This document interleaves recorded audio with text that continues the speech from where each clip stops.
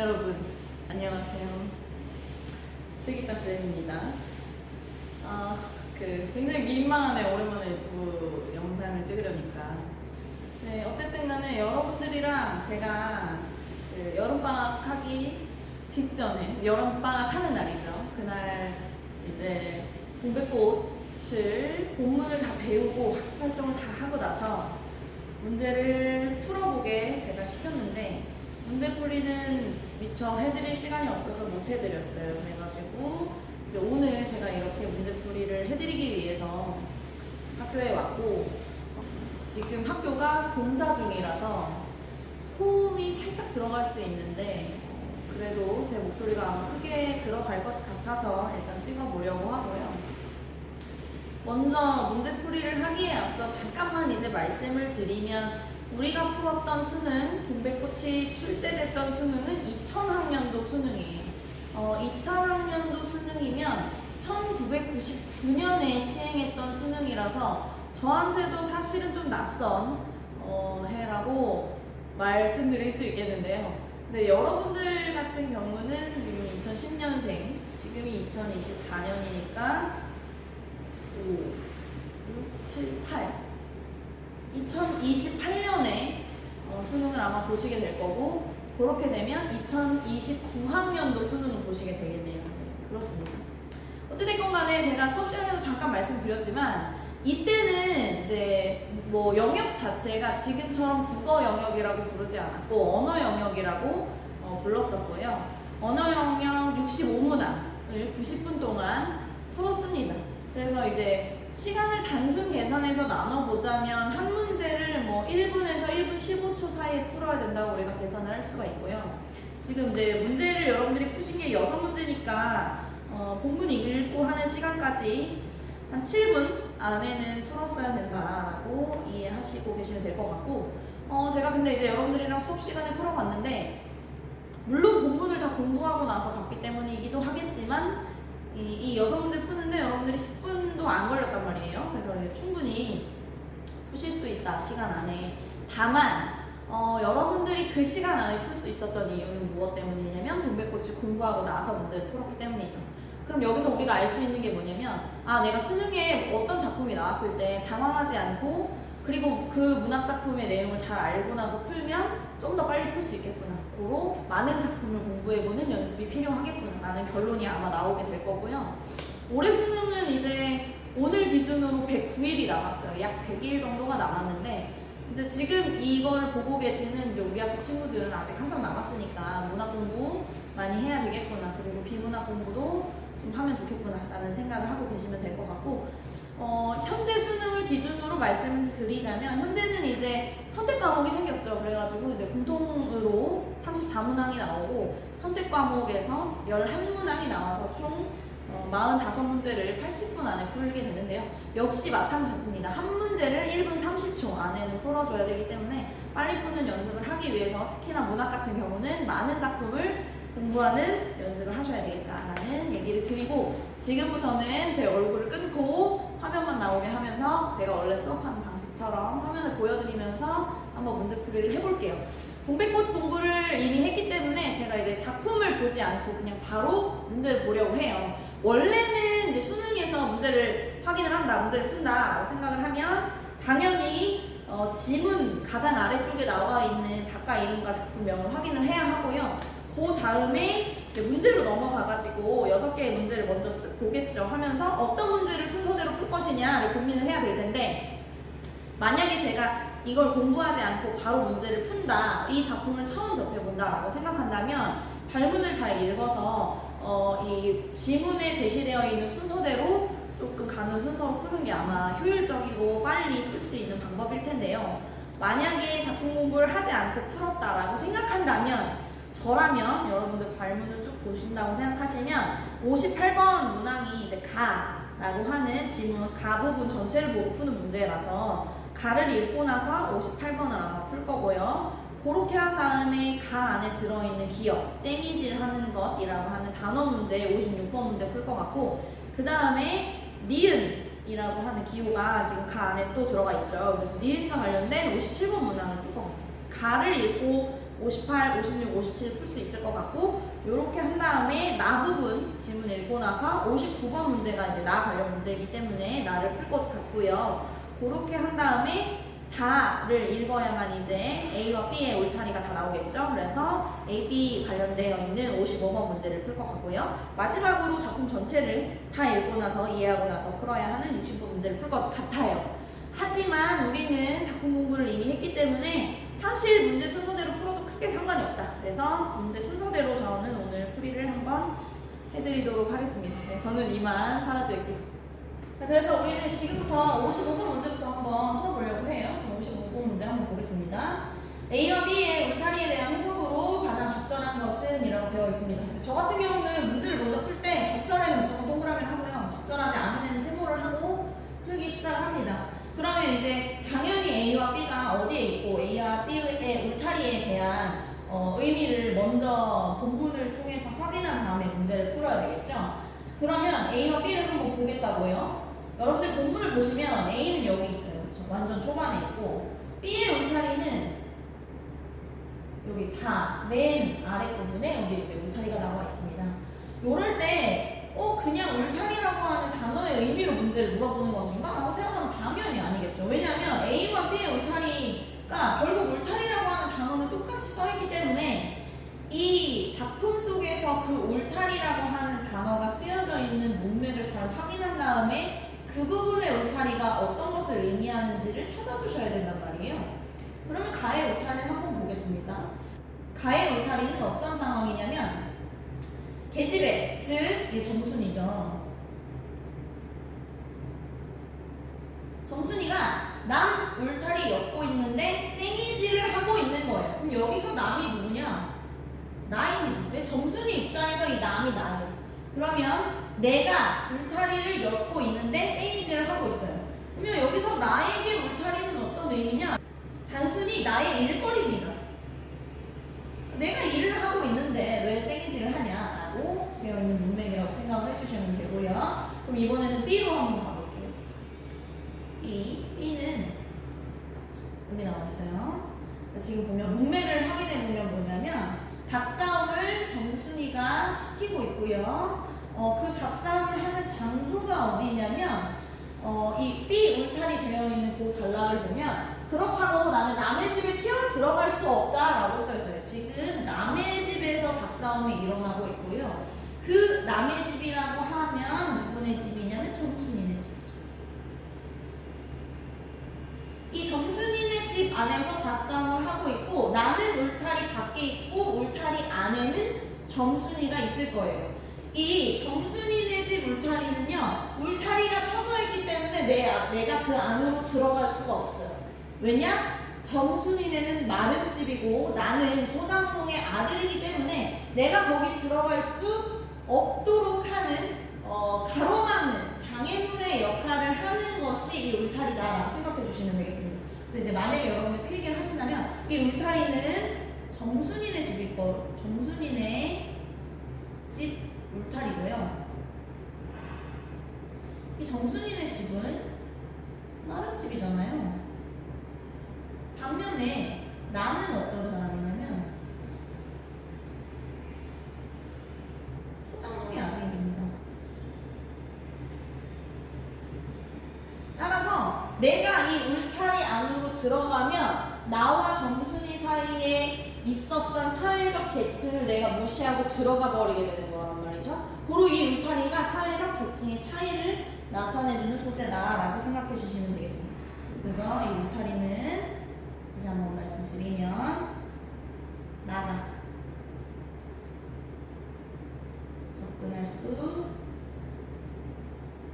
없도록 하는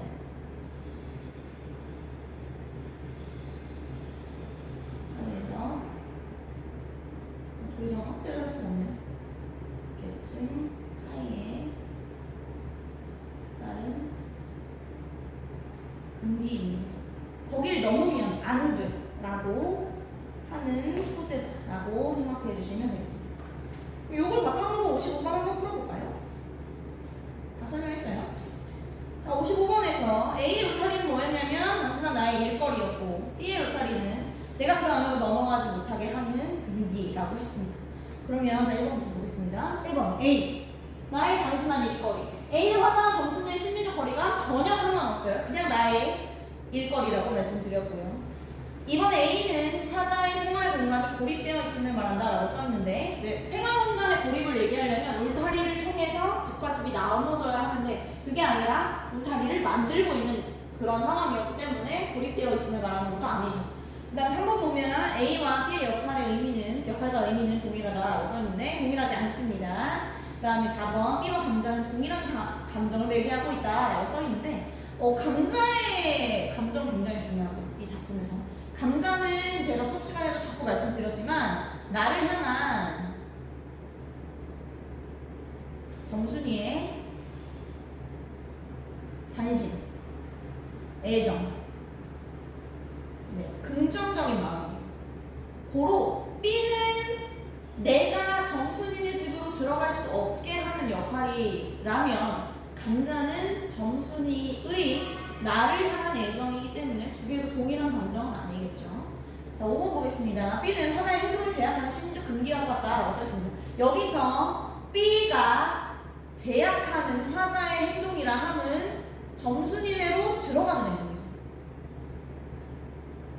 정순이네 집에 들어갈 수 없게 제약하는 그런 심리적 금기의 역할을 정순이네 집 울타리가 하고 있다라고 생각해 주시면 되겠습니다. 고로 적절한 것은 5번이겠습니다.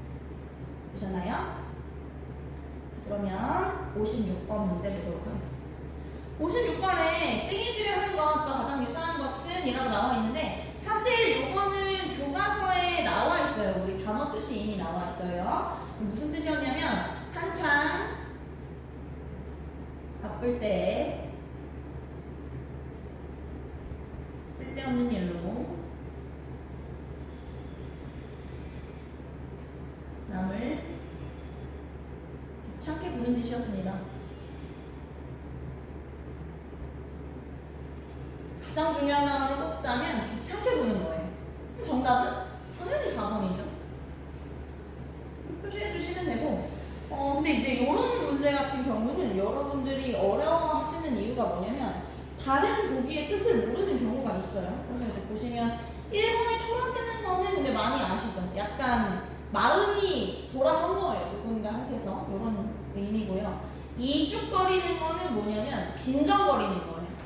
뭔가 미운 점이 있어가지고 빈정거리는 거. 그 다음에 역성을 두는 거는 편들어주는 거고요. 거들먹거리는 거는 잘난 체 하는 거죠. 내가 이제 뭔가 잘한 점이 있어가지고 신이 나서 도도하게 구는 것을 거들먹거린다고 합니다. 그래서 생이지를 하는 것은 단어 뜻 그 자체로 봤을 때 4번이 정답이 되겠다 라고 말씀드릴 수 있고요. 그러면 빠르게 다음 문제 넘어가겠습니다. 57번입니다. 자, 화자가 정순이의 마음을 안다고 가정할 때 니은 바로 뒤에 들어갈 수 있는 나의 생각으로 어울리지 않는 것은 이라고 써있습니다. 않는의 세모 표시 저는 보통 하고요. 요거는 수업 시간에도 이제 저한테 질문하는 친구들이 되게 많았는데 사실은 이 단어 뜻을 몰라요. 벽창호, 목석, 의문스럽다 이런 단어 뜻을 몰라가지고 질문한 친구들이 많았는데 사실은 앞에랑 연결이 되는 거예요. 이제 뭔가를 알고 있는데도 못 알아듣는 척하면 벽창호 같다. 가만히 있고 반응이 없는 그런 거를 얘기합니다. 무뚝뚝하고. 그 다음에 3번에 써있는 이제 목석 같다. 이것도 나무, 돌 이런 것처럼 그냥 가만히 있고 아무 감정도 없고 가만히 있는 사람한테 이렇게 목석 같다고 얘기해요. 그러면 자기 의도대로 움직이지 않은 건 목석 같다라고 얘기할 수 있겠죠. 그 다음 4번 보면 의문스럽다. 요거 저한테 질문 굉장히 많이 하셨는데 요거는 이제 속마음을 알 수 없는 겉이랑 속이 좀 다를 때 의문스럽다라고 얘기해요. 그래서 알면서도 모르는 척하면 의문스럽다고 할 수 있겠죠. 자, 그럼 어찌 됐건 간에 니은 바로 뒤에 들어갈 수 있는 나의 생각은 어울리지 않는데 니은 확인을 하셔야 되겠습니다. 니은을 보러 가겠습니다. 자, 니은이 어떤 상황이냐면 나는 고개를 돌리려 하지 않고 일하던 손으로 그 감자를 더 어깨 너머로 쑥 밀어버렸습니다. 그래서 이제 감자를 거절하는 부분인데요. 이제 이 앞에 어떤 상황이 있었냐면 네 집엔 이거 없지? 라고 하면서 자존심 상하게 얘기를 하는 바람에 내가 감자를 거절했죠. 하지만 이 감자는 아까도 말씀드렸듯이 정순이한테 어떤 의미냐면 나를 향한 관심, 애정 이런 거예요. 그래서 이 감자를 거절하고 난 다음에 만약에 지금 실제 작품 안에서는 내가 정순이의 마음을 모르고 있는데 만약에 내가 안다면 어떻게 생각할 수 있을까? 나의 생각으로 적절하지 않은 걸 찾아보도록 하겠습니다. 1번 내가 무관심한 척하니까 본갓집이 일어난다고 생각하겠지? 이렇게 생각할 수 있겠죠. 내가 정순이의 마음을 알고 있지만 무관심하게 생각하니까 미련하다 생각할 수 있겠어요. 그 다음에 2번 보겠습니다. 내가 전혀 못 알아듣는 척하니까 벽창호라고 생각하겠지? 라고 되어 있습니다. 벽창호의 의미는 무뚝뚝한 사람한테 벽창호 같다라고 얘기를 해요. 그래서 내가 전혀 못 알아듣는 척하니까 무뚝뚝한 사람이다 라고 생각하겠지? 이것도 괜찮겠죠? 3번 볼게요. 내가 자기 의도대로 움직이지 않으니까 목석 같다고 생각하겠지? 여기서 말하는 자기 의도, 정순이의 의도는 자신의 관심에 반응을 해주는 거예요. 근데 그대로 움직이지 않으니까 목석 같다. 즉 나무나 돌처럼 아무 감정이 없는 사람 같다 라고 생각하겠지. 이것도 맞아요. 그 다음 4번 보면 내가 알면서도 모르는 척 하니까 여기서 지금 문제가 나의 정순이의 마음을 안다고 가정할 때잖아요. 그러니까 내가 알고 있지만 정순이의 마음을 알고 있지만 모르는 척 하니까 정순이 입장에서는 참 의문스럽네. 겉으로는 참 바보 같은데 속마음은 모르겠네 라고 생각할 수 있겠죠. 좋아요. 그 다음에 5번 보겠습니다. 내가 자꾸 거절하니까 겨울다람쥐처럼 모아둔 게 많다고 생각하겠지? 라고 되어 있어요. 사실은 일단 자꾸 거절했는지도 잘 모르긴 하는데 뒤에가 완전 문제가 있죠. 겨울다람쥐처럼 모아둔 게 많다고 생각할 수 없어요. 왜냐면 나는 사회적 계층이 이미 굉장히 낮다는 걸 정순이도 알고 있어요. 정순이네가 나름이고 우리 집이 소상공이기 때문에 그럴 수 없는 조건이라는 걸 정순이도 알고 있기 때문에 이렇게 모아둔 게 많다고 생각하기는 너무 적절하지 않겠죠. 정답은 5번이 되겠습니다. 되셨을까요? 자, 그러면 58번 보겠습니다. 58번은 가에서 유추할 수 있는 정순이의 심정과 가장 유사한 것은 이렇게 가장 유사한 걸 찾아주시면 됩니다. 자, 그러면 여기서 정순이의 심정과 어울리는 것을 찾아주어야 하는데 가에 드러나는 정순이의 심정을 한번 보자고요. 우리가 수업 시간에도 봐서 알겠지만 이거는 이제 감자 사건과 관련된 지문입니다. 그래서 정순이는 관심의 마음으로 나에게 감자를 주었고 그러나 감자를 줄 때 너 집엔 이거 없지? 라고 하는 자존심을 상하게 하는 말을 했기 때문에 내가 감자를 거절하였고 자신의 관심이 거절당한 정순이는 숨소리가 거칠어지고 눈물을 흘리며 달아났어요. 그래서 자신의 마음을 거절당해서 조금 마음이 상했죠. 지금 보면 정순이는 아마 나한테 관심을 표현하면서 나 또한 자신에게 관심을 가지기를 바라고 있을 거예요. 근데 정말 이상하게 왜 평소에는 천연덕스러운 성격을 갖고 있는 친구인데 왜 내 앞에서 그렇게 울면서 집에 갔지? 라고 생각하고 있는 부분이 가 지문인데요. 그럼 볼게요. 가에서 유추할 수 있는 정순의 심정과 가장 유사한 1번 잎이 푸르러서 가시던 잎이 백설 흰 눈이 흩날려도 오지 않네. 이거 잎이 푸르른 건 아마 여름이겠죠. 푸른 계절에 떠났는데 눈 오는 그 시기에도 돌아오지 않는 그런 모습이에요. 떠나간 이미 돌아오지 않아서 기다리고 있는 심정 같은데 정순이의 마음으로는 이미 떠나갔다라고 볼 수는 없죠. 만난 적도 없어요. 그 다음에 2번 한번 볼게요. 아주까리 동배가 피질 마라 산골의 큰애기 봄바람 난다 라고 써있는데 이제 이 애기씨가 동백이 피면 이 동백 기름을 바르고 이제 집을 나가서 바람 나니까 동백이 피지 말았으면 좋겠다라고 얘기하고 있어요. 근데 뭐 바람 날 정도로 다른 사람한테 갈까봐 걱정하고 있는 상황은 아닌 것 같죠, 정순이가. 그래서 이제 2번도 적절하지 않은 것 같고요. 그 다음에 3번 보면 이거 굉장히 유명한 민요죠. 날 좀 보소, 날 좀 보소, 날 좀 보소. 동지섣달 꽃본 듯이 날 좀 보소. 이 보기를 보기만 해도 나를 보라는 게 지금 4번이나 써있어요. 결국에는 임에 대한 관심을 유도하고 있는 노래라고 생각하시면 돼요.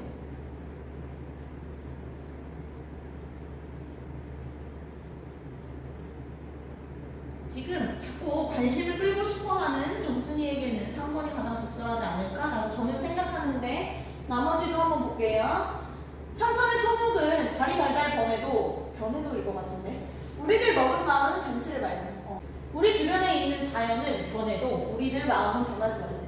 지금 먹고 있는 마음을 변치 않으면 안 될 것 같죠. 왜냐하면 정순이는 지금 내가 관심을 본인한테 가지지 않아서 좀 마음 상했단 말이에요. 그래서 변해서 나한테 관심을 가지기를 바라고 있어요. 그래서 변치 않으면 안 될 것 같아요. 그 다음에 5번 볼게요. 춘산에 지는 꽃이 지고 싶어서 지느냐, 사세가 부득하여. 이거 사세가 부득하다는 건 그 시기적으로 어쩔 수 없이 자연적으로 그런 시기가 됐기 때문에 지는 꽃이구나 라고 해석할 수 있는데 그냥 때가 돼서 어쩔 수 없이 그런 상황이다 뭐 이런 의미를 나타내는 노래라고 생각하시면 되겠네요. 그래서 1, 2, 3, 4, 5를 쭉 여러분들이 해석을 아마 해보시면 관심을 유발하고 싶은 마음은 3번이 가장 적절할 것이라고 생각합니다.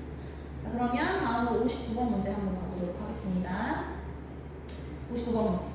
나의 네모를 고기로 바꾸었을 때 독자가 얻을 수 있는 효과로 적절한 것은? 이라고 썼습니다. 요 문제가 이때 당시에도 요 시기가 지나고 나서 지금도 제가 이제 찾아보니까 약간 논란의 여지가 있더라고요. 그래서 일단 여러분들이랑 한번 살펴보려고 해요. 지금 보시면 우리 본문을 고기로 바꿨대요. 나의 본문을 한번 보겠습니다. 본문이 어떤 부분이냐? 네모가 쳐져 있어요. 우리가 이 마을에 처음 들어와서 집이 없어서 곤란하게 지낼 때 집 터도 빌려주고 그 위에 집도 짓도록 해준 게 정순이네 호의였다. 그래서 우리 집은 양식이 딸려도 정순이네 가가지고 맨날 구워 먹는데 우리 엄마 인품 그런 집은 다시 없다고 맨날 칭찬. 그러면서 너네 나이 17이니까 붙어 다니지 마라 라고 얘기해요. 왜냐하면 정순이하고 일을 저질렀다가는 정순이네가 화가 나니까 땅도 집도 뺏길 수 있어 라고 엄마가 얘기하는 걸 누가 얘기해주고 있냐면요, 내가 얘기해주고 있어요. 내가. 그래서 우리 시험 범위에도 이게 이제 중요한 거죠. 이 소설은 1인칭 주인공 시점이에요.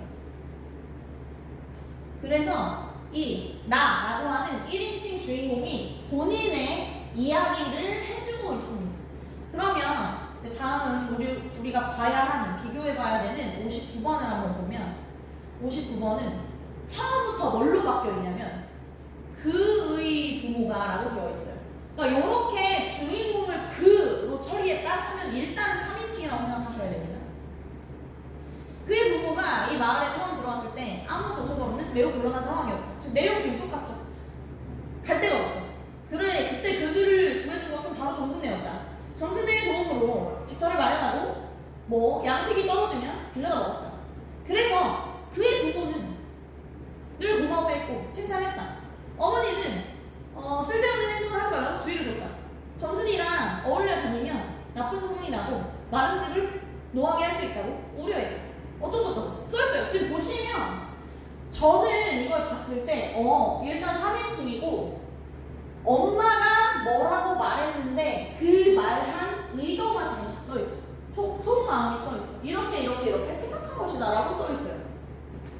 무례한 행동을 하면 어쩌고저쩌고 했다고 생각했다 라고 해서 저는 이 지금 59번에 고기로 묶여있는 이 우리 본문을 바꾼 부분은 전지적 작가 시점이라고 생각하거든요.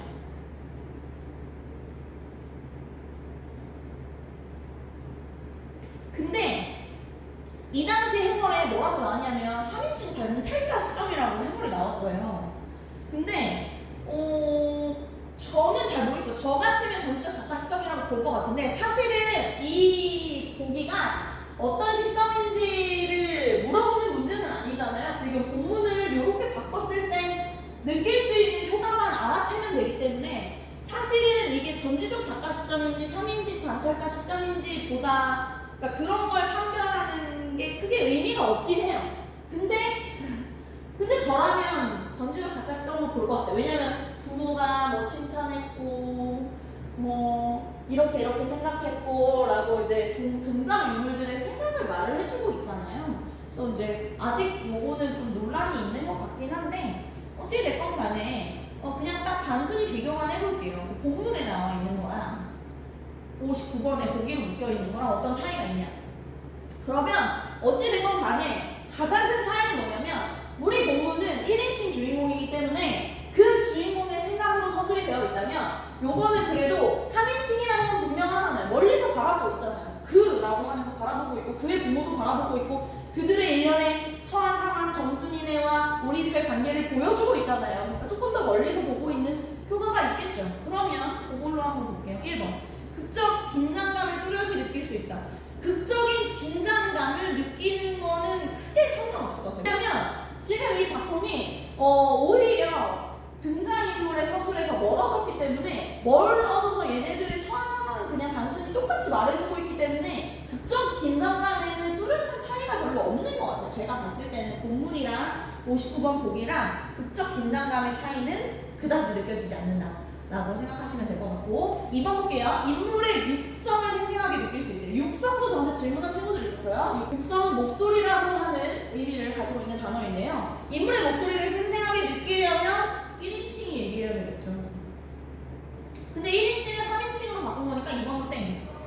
서술자와 독자의 거리가 더 가까워졌네요. 서술자가 1인칭일 때 서술자가 본인의 일을 하는 거라서 더 가까워지는 거예요. 그래서 오히려 1인칭에서 3인칭으로 가면 서술자의 독자 거리 더 가까워지지 않죠. 이것도 1인칭에 대한 서술이에요. 4번 볼게요. 인물의 내면 심리를 정밀하게 파악할 수 있대요. 인물의 내면 심리가 정밀하게 나오려면 그 또한 본인 얘기를 해야 되죠. 이것도 1인칭과 관련된 설명인 것 같아요. 4번 볼까요? 아니, 5번 볼까요? 5번. 인물이 처한 상황을 좀 더 객관적으로 볼 수 있다. 여기서 아니 왜 전지적 작가 시점인데 좀 더 객관적이야? 라고 의문을 제기하는 친구들이 있을 수 있겠지만 지금 보시면 1인칭 본인이 얘기하는 거에 비해서 3인칭 즉 인물들을 두고 바깥에 있는 어떤 서술자가 말을 할 때 좀 더 1인칭 서술보다는 객관적이겠죠. 본인의 얘기를 하는 거예요. 그래서 요거에 주목해서 보시면 5번이 가장 적절하다라고 볼 수 있을 것 같아요. 요 문제는 제가 지금도 이제 수업 여러분들한테 하면서 당연히 저는 사실 문제 여러분들한테 풀어보라고 하기 전에 풀었을 거 아니에요. 저 풀 때 전지적 작가 시점이라고 써놨거든요. 그러고서 근데 수업해줘야지 하고 인터넷을 찾아보는데 이게 요 당시에는 3인칭 관찰자 시점으로 해설이 나왔더라고요. 그래서 정말 하고서 좀 더 찾아봤더니 뭐 논란이 있을 수 있다라고 이제 어떤 선생님들이 올리시기도 하고 해서 아직 논란이 있구나라고 판단을 했는데 저라면 전지적 작가 시점으로 해석해야 되지 않을까라고 생각합니다. 혹시 다른 의견 있으시면 한번 주시고요. 그럼 우리는 마지막 문제로 넘어갈게요. 60번입니다.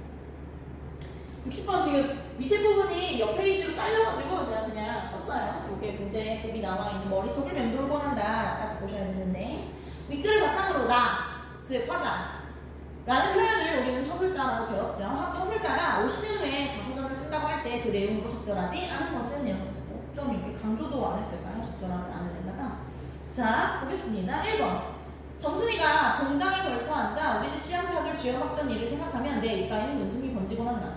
근데 저 같은 경우는 처음에 이 문제를 딱 풀 때 웃음이 번질까? 라고 처음에 생각했어요. 그래서 1번 맞는 곡이 맞아?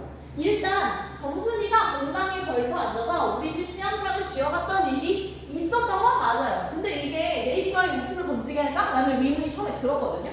그래서 다른 곡을 좀 더 읽어봤어요. 지금 요 뒤에가 문제인 건지 지금 입가에 웃음이 번질 수도 있고 아니면은 그때 정순이 같은 이상한 애를 만나가지고 너무 힘들었어 라고 생각할 수도 있잖아요. 그래서 일단 앞에를 제끼고 뒤에를 읽어봤어요. 1번 제끼고 2번을 읽어봤는데 지금 보면 농촌 생활을 소재로 한 드라마를 볼 때마다 왜냐면 이 소설이 농촌을 배경으로 하고 있으니까 새빨개진 얼굴로 논둑을 달려가던 정순이의 모습이 떠오르곤 한대요. 요 사실도 있었죠. 정순이가 논둑을 얼굴 새빨개져가지고 달려갔단 말이에요. 나한테 감자가 거절당해가지고. 그래서 오케이 그럴 수 있겠다. 떠오르곤 한다는 어떤 감정도 없으니까 오케이 인정. 2번은 맞아요. 3번 볼게요. 소장기의 아들로서 감정조차 마음대로 드러낼 수 없었다. 당연하죠. 지금 소장기의 아들이라서 내가 지금 정순이가 자꾸 답답해가지고 너무 화가 나도 직접적으로 드러내지 못해서 참고 또 참았단 말이에요. 그래서 그런 힘든 때였으나 되돌아보면 그래도 나 신박했어 라고 기억할 수 있대요. 그러면 여기서 사실은 여기까지 읽으면 여기 지금 웃음이 번진다. 또 마찬가지. 뒤에는 그래 좀 좋게 기억하는 내용이구나라고 이해해 주시면 되고 앞에 있는 서술이 본문에 있는지를 확인하는 문제예요 결국. 그래서 오케이 그래 나 돌아보니 순박했어라고 생각할 수 있겠죠. 물론 50년 뒤에도 여전히 순박할 수도 있겠지만 자, 그럼 4번 볼게요. 요즘 젊은이들의 대담한 감정 표현을 볼 때 정순이가 그때 좀 더 적극적이었다면 내가 그토록 숙미처럼 행동하지는 않았으리라는 생각이 든다라고 되어 있어요. 너무 틀렸죠.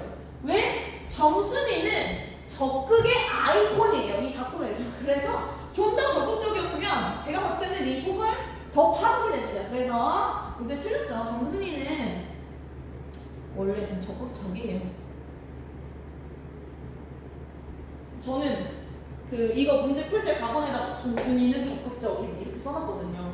그래서 4번이 아마 적절하지 않은 답이 될 것이고요. 5번까지 읽어볼게요. 마름집의 인품을 늘 칭찬하셨지만 그래도 불이익을 당하지 않을까 우려하셨던 어머니의 근심 어린 얼굴이 지금도 아련하게 머릿속을 맴돌곤 한다. 뭐 지금도 떠오르는지 안 떠오르는지는 모르겠지만 앞에 있는 게 맞는 거예요. 그래서 지금 문제를 전체적으로 보면 소설 속에 그러한 부분이 나왔는지를 찾아보는 문제구나라고 생각하시면 돼요. 그러니까 문제를 풀다가 이게 답일까? 답이 아닐까라고 고민될 때는 다른 보기까지 잘 비교하셔서 출제자의 의도를 파악을 잘 하셔야 되겠고요. 이렇게 해서 제가 그래도 나름대로 55번부터 60번까지 해설을 해드렸는데 제가 방금 전에 수업하면서도 여러분들한테 뭐라고 말씀드렸냐면 뭐 이런 단어들 몰라서 저한테 수업 시간에 질문한 친구들이 있었어요. 이런 얘기들 했잖아요. 그래서 나는 문제를 풀다가 작품의 내용은 이해를 했는데 보기에 나와 있는 단어 잘 뭔지 모르겠다라는 그런 어떤 걸림돌들이 자꾸 느껴지는 친구들은 어휘 공부도 당연히 하셔야 돼요. 그러니까 수업 시간에 우리가 학교에서 중간고사, 기말고사 볼 때도 저는 당연히 이 단어 알겠지? 라고 내는데 친구들이 가끔 보기 단어를 질문하는 경우들이 있거든요. 그래서 어휘 공부를 시간을 갖고 어휘책을 갖고 하는 것도 뭐 물론 도움이 될 수 있지만 그렇게 하는 게 좀 너무 재미가 없으시면 차라리 그냥 책을 많이 읽으세요. 소설도 그렇고 아니면은 뭐 그냥 인문학 도서나 뭐 사회학 도서나 이런 뭐 아니면 과학 도서나 이런 여러 가지 책들을 좀 읽으실 때 좀 종류를 다양하게 하시면 여러 가지 어휘들의 노출이 많이 되실 거고 그렇게 책 읽는 연습을 하면 단어를 단순히 외우는 것보다 앞뒤 문맥에 따라서 이해하는 앞뒤 문맥에 따라서 추론해보는 연습이 되기 때문에 오히려 문제 풀 때는 그런 연습을 하는 게 훨씬 저는 필요하다고 생각하고요. 그리고 그렇게 뭔가 소설이나 뭐 책이나 이런 걸 보면서 내가 어휘를 좀 파악하고 그리고 어떤 소설의 서술의 방식을 이해해보고 인물의 갈등의 양상을 이해해보고 하는 독서 과정에서 모르는 단어가 생겼는데 앞뒤 문맥으로 이해가 안 된다 하면 자꾸 단어 사전 찾아보세요. 저는 제가 물론 국어를 가르치고 있지만 지금도 사전을 정말 많이 찾아보거든요. 그리고 아직도 우리의 언어 중에 평소에 사용하지 않는 제가 처음 만나는 언어들도 있어요. 어휘들도 있어요. 그래서 그런 거 자꾸 찾아보려고 노력하시면 여러분들의 사고력과 어휘력 다 늘어날 거라고 생각합니다. 여름방학 건강하게 잘 보내시고요. 사랑합니다. 안녕!